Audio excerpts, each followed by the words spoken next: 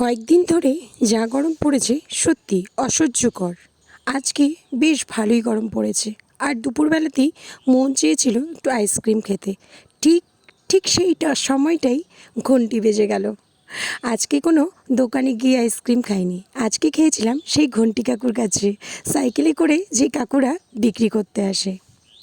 এই কাকুটা কিন্তু বেশ ভালোই আইসক্রিম রেখেছিল, যেমন রেখেছিল ডাব মালাই, চকলেট, অরেঞ্জ আইসক্রিম, বাটি আইসক্রিম, পেপসি। পেপসির কথা একটু বলি, এখানে পেপসি দেখলেই আমি আটকে যাই। পেপসি কিন্তু আমার ভীষণ প্রিয়।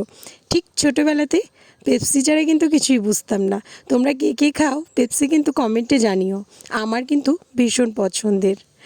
আরেকটা কথা বলতে হয়, না বললেই নয়। আমরা যে বড় বড় দোকানে আইসক্রিম কিনে খাই, সেগুলো না করে মাঝে মধ্যে এই সাইকেল কাকুর কাছে কিন্তু আইসক্রিম কিনে খেতে পারি। এই রোদ বাতাসে কতই না ঘুরে তার একটা আইসক্রিমের পেছনে 1-2 টাকা লাভ করে। তো মাঝে মধ্যে এদের কাছেই কিছু কিনে খেও।